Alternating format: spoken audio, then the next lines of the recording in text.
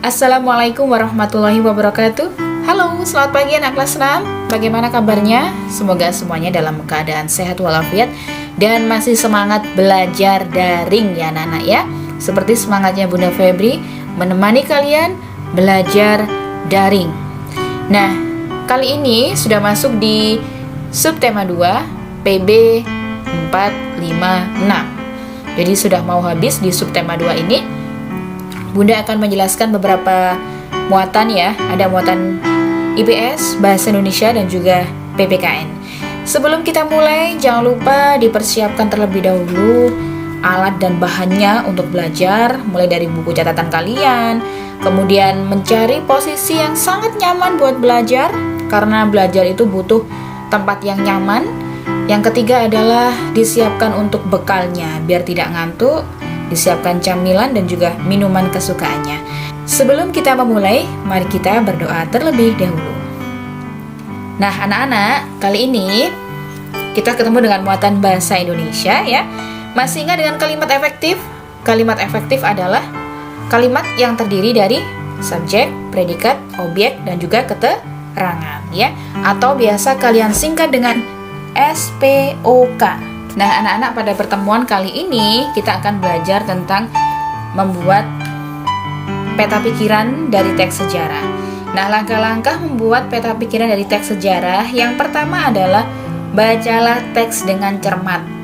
Langkah yang kedua, buatlah kerangka peta pikiran menggunakan aspek apa, di mana, kapan, siapa, mengapa, dan bagaimana. 5W1H atau kalau saat ini mudah dikenal atau mudah dihafal adalah adik Simba. Apa, di mana, kapan, siapa, mengapa, dan bagaimana. Ini kalau untuk adik kalian di kelas 2, 3 biasanya mengenal dengan adik Simba. Apa, di mana, mengapa, bagaimana. Yang ketiga adalah tulislah informasi setiap bagian teks berdasarkan kerangka peta pikiran yang kamu buat. Jadi nanti kita harus membuat kerangka peta pikiran ya dalam bentuk diagram seperti ini. Untuk di sini ada kata tanya apa, kemudian siapa, di mana, mengapa, kapan, bagaimana, dan di tengah-tengah ini adalah judul teksnya ya. Nah, di sini Bunda punya contoh tentang teks peristiwa Bandung Lautan Api. Pada awal kemerdekaan Indonesia ada banyak peristiwa penting yang terjadi. Salah satunya adalah peristiwa Bandung Lautan Api. Tahukah kamu mengapa peristiwa tersebut dinamai Bandung Lautan Api? Bandung Lautan Api adalah peristiwa peperangan antara sekutu dan tentara Indonesia yang terjadi di Bandung, Jawa Barat pada malam hari tanggal 23 Maret 1946.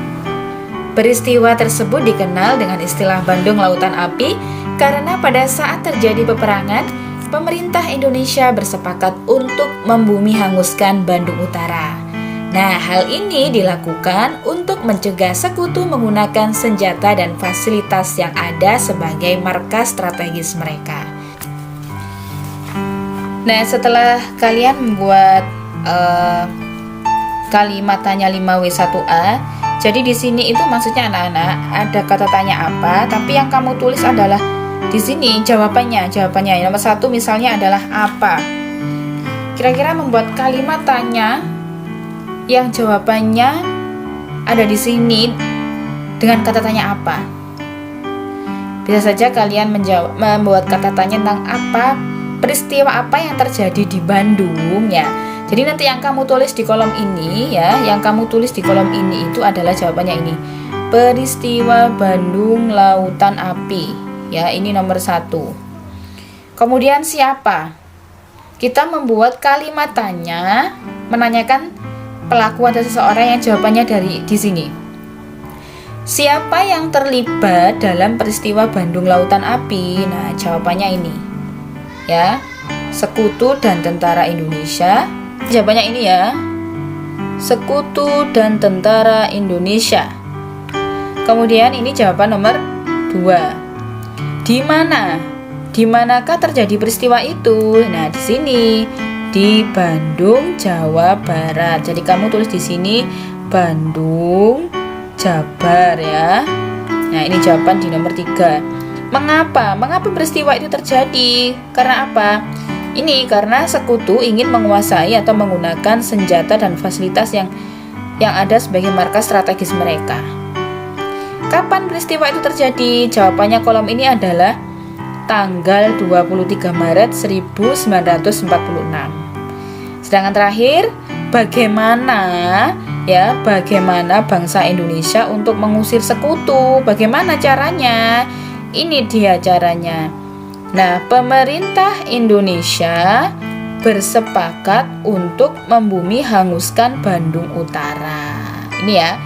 Jadi untuk peta pikirannya dibuat bagan seperti ini adalah tujuannya agar lebih mudah ya. Yang tengah-tengah ini adalah teksnya, judul teks.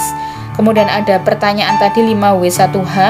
Ada kata tanya apa? Berarti anak-anak membuat kalimat tanya dengan kata tanya apa yang jawabannya ada di paragraf ini. Yang kedua, intinya adalah di peta pikiran ini kalian membuat kalimat pertanyaan yang jawabannya ada di teks ini. Ya anak-anak ya. Semoga kalian paham sedikit penjelasan dari Bunda ya tentang peta pikiran dalam bentuk diagram. Kita ke muatan PPKN ya, terkait dengan sikap rela berkorban sebagai penerapan nilai persatuan dan kesatuan. Nah, rela berkorban ini termasuk dalam penerapan sila ketiga ya. Yang berbunyi apa yo?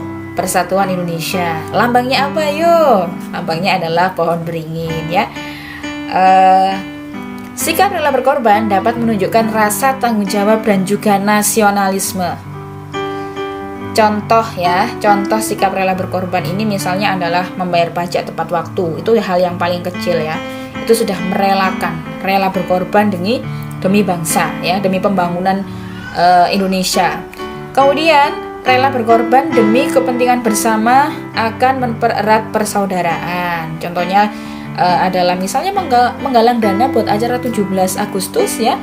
Itu juga salah satu bentuk rela berkorban. Atau bagi yang tidak menyumbang dalam bentuk uang ya, bisa menyumbang dalam bentuk materi, tenaga. Itu juga adalah salah satu bentuk contoh rela berkorban. Menyisihkan uang saku dan pakaian layak pakai untuk membantu korban bencana alam termasuk contoh sikap rela berkorban ya. Nah, selain itu anak-anak, selain sikap rela berkorban, bekerja sama dalam upaya mempertahankan kemerdekaan Indonesia juga harus kita lakukan ya. Apalagi kalian sebagai generasi bangsa, mulai kecil harus sudah diterapkan sikap rela berkorban, kemudian bekerja sama. Karena kalau kita flashback ke sejarah setelah proklamasi kemerdekaan, semangat persatuan ini harus terus dijaga.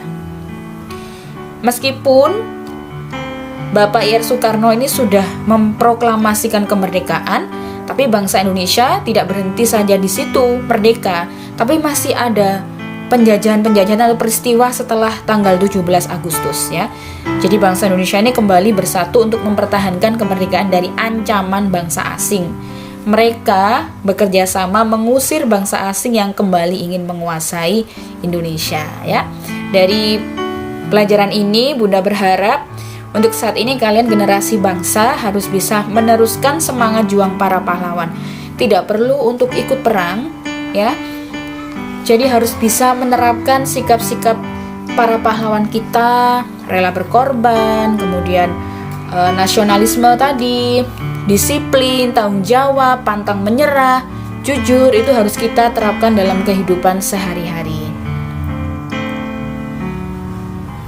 Sikap pantang menyerah sebagai penerapan nilai persatuan dan kesatuan. Nah, selain rela berkorban, sikap pantang menyerah juga dibutuhkan dalam bekerja sama. Para pahlawan kita mengalami banyak rintangan dalam memperjuangkan kemerdekaan, akan tetapi mereka tidak menyerah begitu saja. Setiap kali menghadapi rintangan, mereka berusaha lebih keras untuk menaklukkan rintangan tersebut.